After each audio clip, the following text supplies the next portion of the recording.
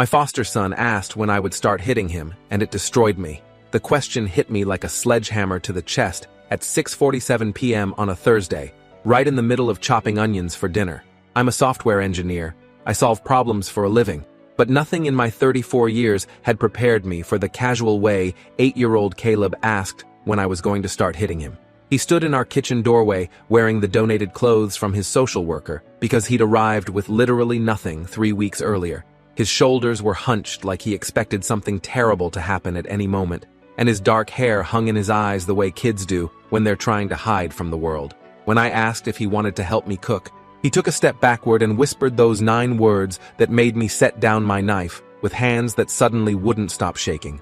The casualness in his voice was what destroyed me most, because he wasn't asking out of fear. He was asking like someone wondering when dinner would be ready. I turned to face him completely, keeping my distance because I'd learned over the past 3 weeks that Caleb didn't like adults getting too close without warning. He was staring at his feet, one sock higher than the other, wearing jeans that were too big and a superhero t-shirt that had seen better days. I could see the tension in every muscle of his small frame, the way he positioned himself near the doorway where he could escape quickly if needed. My wife Sarah and I had been taking things slowly with him, following all the advice from Linda, our social worker, about giving traumatized children time to adjust, but nothing she'd told us had prepared us for this level of damage. I knelt down to his eye level, making sure to keep my movements slow and predictable, and said as gently as I could manage, "Caleb, I'm never going to hit you, ever. That's not something that happens in this house." The confusion that crossed his face made my heart break because he genuinely didn't understand what I meant. He looked up at me with brown eyes that held too much knowledge for someone who should have been worried about homework and video games and whether his favorite cartoon was on tonight. "But I've been really good for 3 whole weeks," he said, his voice carrying a note of genuine confusion that made me realize this wasn't about fear of punishment. "Usually, it starts by now when I get too comfortable. Am I supposed to do something bad first to remind you?" The matter-of-fact way he said it hit me like a physical blow, because he wasn't asking when I would hit him because he was afraid it would happen. He was asking because in his experience, it always happened, and he was trying to figure out the rules of our house so he could prepare himself mentally for the inevitable violence. The clinical detachment in his 8-year-old voice suggested he'd learned to disconnect emotionally from these experiences as a survival mechanism, and that realization made me want to throw up right there on our kitchen floor. Sarah came through the front door right then with grocery bags in both hands, calling out her usual, "I'm home." My favorite people, in the cheerful voice she'd been using to try to make Caleb feel welcome. I watched him immediately tense up and move closer to the wall, positioning himself where he could see both of us at the same time and monitor our movements. Over the past 3 weeks, I'd noticed this pattern, but hadn't understood what it meant until right now. He wasn't just being cautious around new adults, he was calculating escape routes and assessing threat levels like a tiny soldier in a war zone. Sarah walked into the kitchen with a smile that faded immediately when she saw the expression on my face, and Caleb pressed against the wall like he was trying to disappear into the paint. She set the grocery bags down carefully and looked between us with the concerned expression she got when one of us was hurt or upset. "Everything okay in here?" she asked, keeping her voice soft and calm the way we'd both learned to do around Caleb. I explained what Caleb had asked me, watching Sarah's face go through the same progression of shock, confusion, and heartbreak that I was still processing. Caleb stood silently during this entire exchange, probably reading our facial expressions and body language to try to figure out what they meant for his immediate safety and long-term survival in our house. When I finished explaining, Sarah looked at Caleb with the gentlest expression I'd ever seen on her face, the same look she got when she was treating injured animals at the veterinary clinic where she worked. She sat down at our kitchen table instead of walking closer to him, making herself less physically imposing by lowering her height and removing herself as a potential threat. "Caleb, can I ask you something?" she said in the same voice she used with scared puppies. He nodded once, barely perceptibly. "In the places you lived before, did the grown-ups hit you when you did something wrong? Or did they hit you sometimes even when you were being good?" "Both," Caleb said without any hesitation whatsoever, like he was reciting his address or phone number. "Mrs. Garrett said kids need to stay scared so they stay grateful. She hit me when I was bad, but also when I was good, so I wouldn't get lazy or disrespectful. She said, if you're not scared anymore, that means you're getting too comfortable, and comfortable kids become selfish kids." The clinical way he described systematic psychological and physical abuse made me realize we weren't dealing with a caregiver who'd lost control or had anger management issues. This was calculated, methodical conditioning designed to keep a child in a constant state of fear and hypervigilance. Mrs. Garrett had created a deliberate system where Caleb could never predict safety, which meant he could never truly relax or feel secure anywhere. My mind started racing back through the past 3 weeks, reinterpreting every behavior I'd observed through this new, horrifying lens. His refusal to sit on our furniture, preferring to stand or sit on the floor where he could move quickly, the way he ate every meal like someone might snatch his food away at any moment, how he never asked for anything, even when he was clearly cold or thirsty or needed to use the bathroom. Sarah and I exchanged glances over Caleb's head, both of us thinking the same thing without needing to say it out loud. This wasn't just abuse. This was systematic conditioning designed to produce a specific type of behavioral outcome. Mrs. Garrett hadn't been punishing bad behavior. She'd been training Caleb to expect violence as a normal part of adult-child relationships. "What other kinds of reminders did she give you?"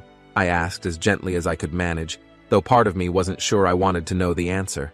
My engineering brain was already trying to catalog and understand the system she'd used, but my heart was screaming at the idea that someone had deliberately tortured this little boy. Caleb looked between Sarah and me like he was assessing whether this was a trick question or if we were gathering information to use against him later. After what felt like an eternity, he started talking in that same emotionally disconnected voice, describing punishments that made my hands clench into fists under the table, hair pulling when he laughed too loudly or seemed too happy, pinching when he asked questions or seemed curious about things, ice-cold baths when he cried or showed any emotional vulnerability, being locked in a dark closet for hours when he appeared too comfortable around adults or asked for things he needed like food or water. Mrs. Garrett had developed an entire methodology for breaking down children's natural resilience and replacing it with learned helplessness and terror. She had a point system where different behaviors earned different levels of punishment, and she'd apparently shared this system with other foster parents in some kind of informal network. The fact that this was systematic rather than impulsive made it infinitely more disturbing because it meant she'd put thought and planning into the most effective ways to psychologically torture children in her care. I stood up slowly and walked to our kitchen junk drawer where we kept takeout menus, rubber bands, and random household items. I pulled out a small notebook and a pen, then sat back down at the table and started writing down everything Caleb was telling us. He watched this process with obvious interest and growing anxiety, clearly trying to figure out what I was documenting and what it might mean for him. "I'm writing down everything you're telling us," I explained, "not because you're in trouble or because we don't believe you, but because we need to remember all of these details so we can help protect other kids who might be going through similar situations. The people whose job it is to keep children safe need to know what Mrs. Garrett was doing so they can make sure she never gets to hurt anyone else." The idea that his information could help protect other children seemed to resonate with Caleb in a way that promises about his own safety hadn't, probably because he'd learned not to trust adult promises, but he could still care about other kids' suffering. Once Caleb realized we were taking his experiences seriously and weren't going to punish him for talking about them, he started providing more details about Mrs. Garrett's operation. She had multiple children in her house at any given time, rotating them through the system as they either aged out or were moved to other placements for various reasons. She ran what she called a gratitude training program, where children had to earn basic necessities like food, blankets, and bathroom privileges by demonstrating sufficient fear and compliance. She took before and after photos of children to document how her methods changed their behavior over time, apparently sharing these photos with other adults in her network as proof that her techniques were effective. She had detailed charts tracking each child's punishments, behavioral modifications, and progress through her program. The basement of her house had been converted into isolation cells, where children were kept for extended periods as punishment, and she'd installed soundproofing so neighbors wouldn't hear crying or screaming. As Caleb continued talking, I realized we were dealing with something far more extensive and organized than individual child abuse. This wasn't one disturbed foster parent losing control. This was a sophisticated operation involving multiple adults who had developed systematic methods for breaking children's spirits and conditioning them for specific purposes. The fact that there was a network of foster parents sharing techniques and documentation suggested this had been going on for years, possibly decades, with children cycling through the system while state agencies conducted perfunctory check-ins that never revealed the systematic abuse happening behind closed doors. Either the oversight system was failing catastrophically through incompetence, or someone within the system was actively covering up what was happening. Neither possibility was acceptable, but both suggested the problem was much bigger than just Mrs. Garrett. That night after Caleb went to bed, Sarah and I sat at our kitchen table with my notebook spread between us, trying to process everything we'd learned and figure out what our next steps should be. The list of abuses was 4 pages long, written in my neat engineering handwriting, organized into categories like physical punishments, psychological manipulation tactics, environmental deprivation, and what I'd labeled conditioning protocols. Looking at it laid out systematically like this made the scope of the abuse crystal clear, but it also revealed the methodical nature of what Mrs. Garrett had been doing. This wasn't random violence or emotional instability. This was calculated psychological torture designed to produce specific behavioral outcomes in vulnerable children. She wasn't just an abusive caregiver. She was running some kind of systematic operation with multiple participants and clear objectives. Sarah made coffee even though it was almost midnight because neither of us was going to sleep anyway. And we started researching everything we could find online about systematic child abuse, trafficking networks, and institutional failures in the foster care system. What we found kept us up until dawn and made us both sick to our stomachs. Stories of organized networks that placed traumatized children with specially trained foster parents who conditioned them for various purposes, including labor trafficking, sexual exploitation, and medical experimentation. Documentation of state agencies that ignored obvious warning signs for years because removing children from profitable placements would disrupt funding streams. Cases where entire networks of foster parents, social workers, judges, and state officials worked together to protect abusive operations while children suffered in plain sight. The next morning, I called Linda before I even had breakfast and asked for an emergency meeting. She came to our house that afternoon while Caleb was at school, bringing another social worker named Tom who specialized in institutional abuse cases. I handed Linda my notebook and watched her face change as she read through 4 pages of systematically documented abuse. When she finished reading, she sat in our living room chair for several minutes without saying anything, probably trying to reconcile what she was reading with her knowledge of Mrs. Garrett and the foster care system she'd worked in for over 15 years. Finally, she looked up at Sarah and me with an expression I'd never seen before, something between horror and professional determination. "I need to ask you both something, and please answer honestly," she said. "Are you absolutely certain Caleb isn't exaggerating any of this or creating false memories to get attention? Children who've experienced trauma sometimes elaborate on events or create stories that aren't entirely accurate." The question made me angry, because it suggested she was looking for reasons not to believe him, rather than reasons to investigate further. "Linda, look at how he behaves," Sarah said firmly.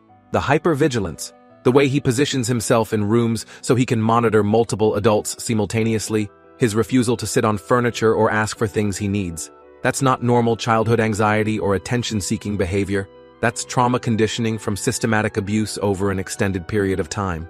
I showed her photos I'd taken of Caleb's positioning in various rooms over the past 3 weeks, always near exits, always where he could see multiple adults at once, never relaxing or letting his guard down, even when he was supposedly safe. The behavioral evidence supported everything he'd told us, and the systematic nature of his responses suggested conditioning rather than random trauma.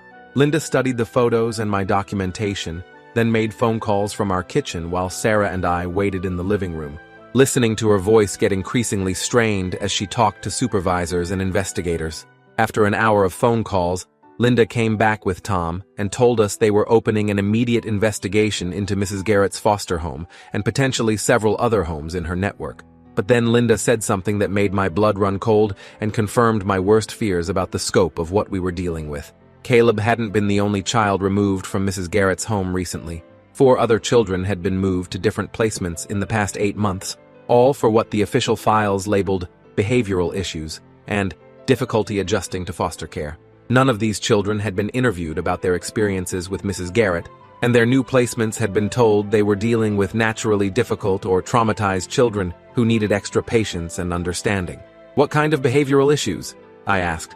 though I suspected I already knew the answer based on everything Caleb had told us about Mrs. Garrett's conditioning methods. Linda checked her notes and read off a list that sounded like textbook symptoms of severe trauma rather than behavioral problems. Aggressive outbursts when adults approached unexpectedly, inability to sleep through the night due to nightmares and hypervigilance, hoarding food and hiding it in their rooms or clothes, inappropriate fear responses to normal parenting activities like discipline or affection, difficulty forming emotional attachments with new caregivers despite being placed in loving homes. Every single symptom could be explained by the conditioning protocols Caleb had described, suggesting that Mrs. Garrett had been systematically breaking children's spirits and then sending them into the system labeled as problematic when her abuse had made them unable to function normally. The investigation team went to Mrs. Garrett's house that same evening, while we waited by the phone for updates. Linda called us at 8:30 p.m. with preliminary findings that made me sit down hard on our kitchen floor because my legs literally wouldn't support me anymore. They'd found detailed records that Mrs. Garrett had been keeping for over 3 years, documenting each child's punishments, tracking their behavioral modifications, and noting their progress through what she officially called her Gratitude and Resilience Training Program.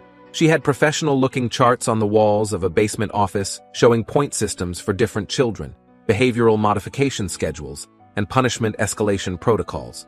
She'd been taking systematic before and after photos to document how her methods changed children's behavior over time, apparently sharing these photos with other adults in her network as evidence that her techniques were producing desired results. But the worst discovery was what they found in the basement. Linda's voice actually cracked as she described the isolation rooms that Mrs. Garrett had constructed.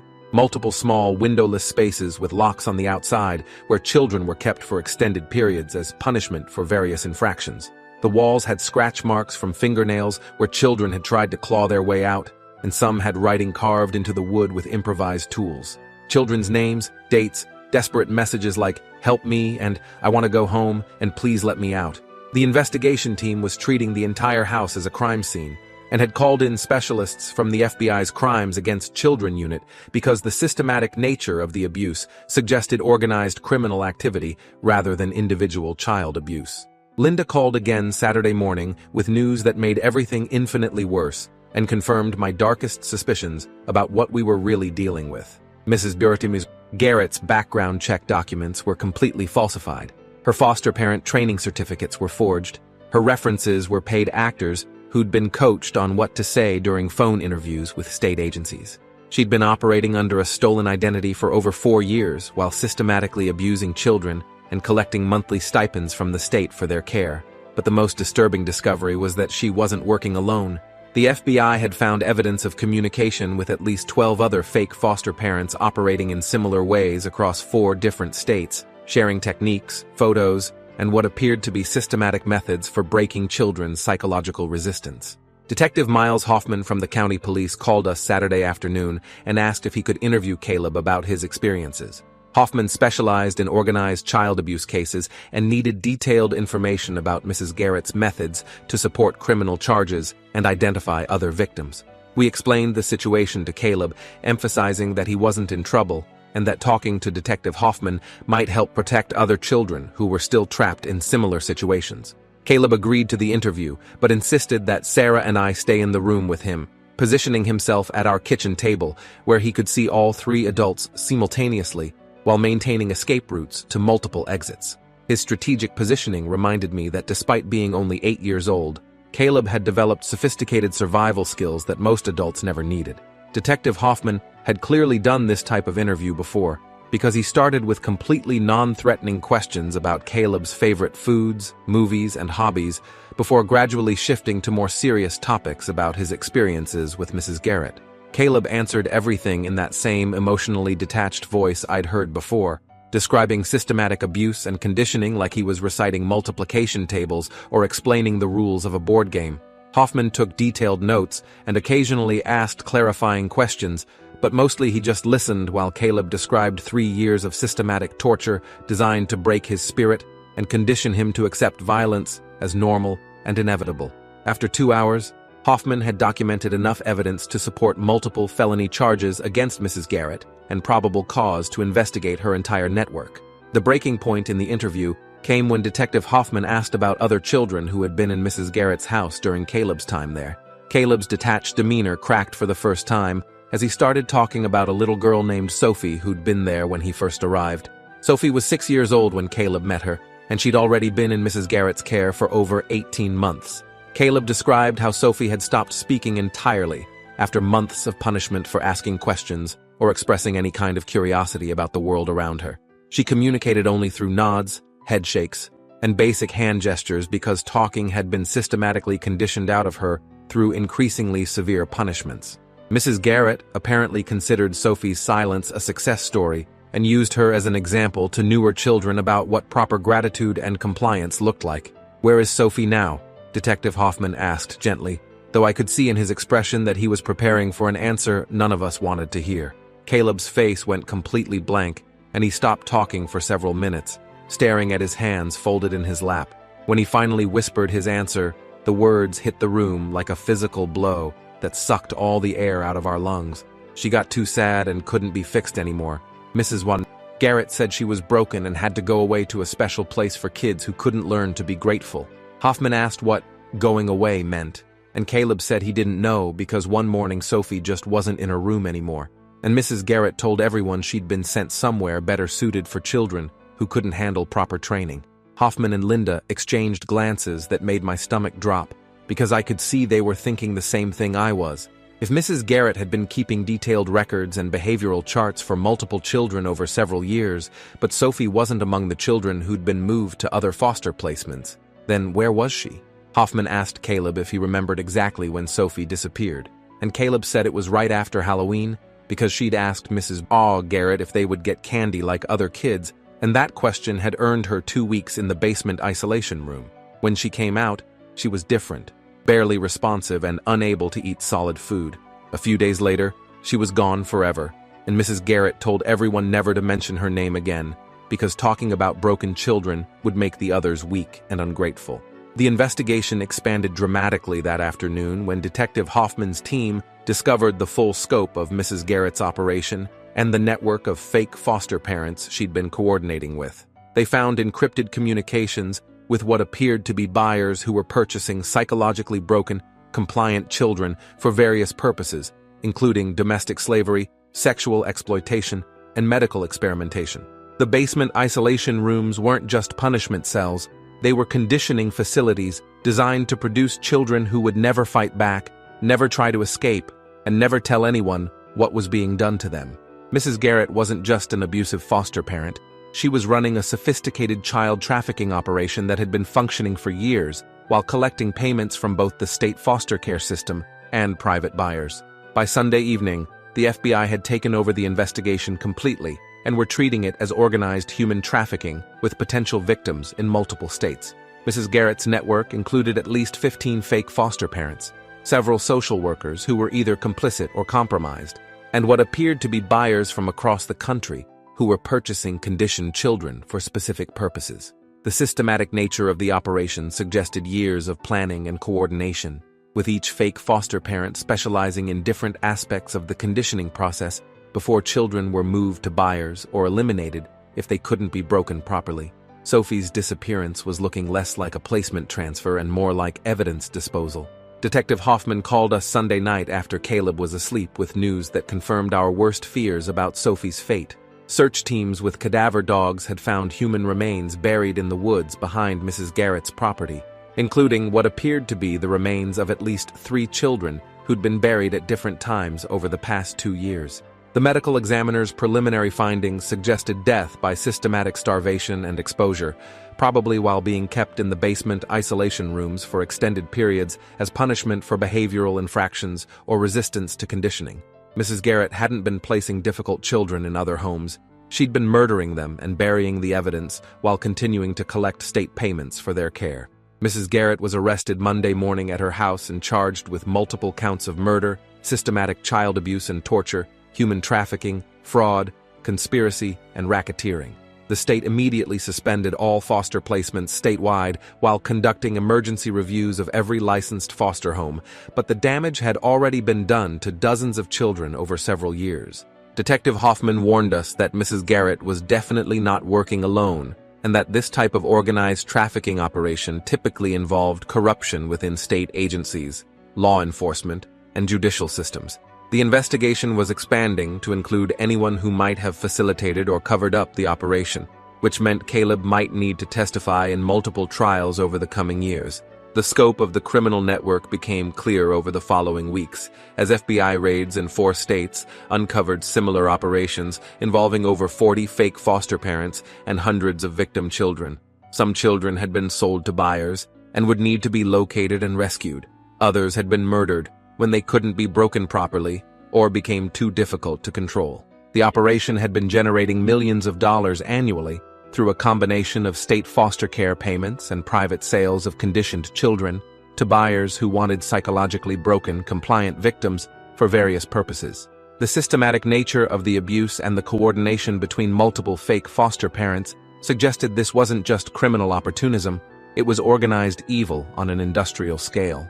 Caleb's behavior started making even more sense as details of the investigation emerged through Detective Hoffman's updates and media coverage. His expectation that we would eventually hit him wasn't based on normal child abuse experiences or even severe neglect. It was based on systematic conditioning designed to make him accept violence as inevitable and normal, while breaking down his psychological resistance to being controlled by adults. Mrs. Garrett had been preparing him for sale to buyers who wanted children who wouldn't fight back, wouldn't try to escape, and wouldn't tell anyone what was being done to them. The gratitude training program was actually psychological warfare designed to make children grateful for basic survival while accepting that they deserved punishment for existing. The state offered us immediate adoption placement for Caleb after Linda explained that keeping him in the foster system during the investigation and trials would be traumatic and potentially dangerous if other network members were still operating. Sarah and I had been discussing adoption since the investigation started because we both realized Caleb needed permanent stability and security rather than continued uncertainty about his future. The paperwork was expedited because of the special circumstances, and we were able to finalize everything within 6 weeks, instead of the usual months-long process. When we told Caleb about the adoption, his first question was whether we'd be legally allowed to hit him once the papers were signed, which broke my heart all over again, but also showed how deeply the conditioning had affected his understanding of adult-child relationships. The criminal trials began 8 months later, with Caleb testifying via closed-circuit video from a specially designed room at the courthouse that was set up to be non-threatening for child witnesses. Sarah and I sat with him during his testimony, along with Dr. Rachel Kim, the trauma specialist who'd been working with him twice a week since the investigation started. Caleb described Mrs. Garrett's conditioning methods in detail, explaining how she'd systematically broken down his resistance and taught him that questioning adults or expressing needs was dangerous. His testimony was crucial evidence that helped prosecutors secure life sentences for Mrs. Garrett and 12 other network members, though several suspects, including potential buyers, were still at large. The trials revealed the full scope of what investigators were calling the largest organized child trafficking ring in U.S. history, with evidence of over 200 victim children across multiple states and millions of dollars in profits from both state payments and private sales. Some children had been recovered alive and were receiving specialized trauma treatment, but others had been murdered and their remains were still being found at properties connected to the network. The operation had been functioning for over a decade, while state agencies conducted routine inspections that never detected the systematic abuse happening in plain sight. Multiple state officials were indicted for negligence, corruption, or active participation in covering up evidence.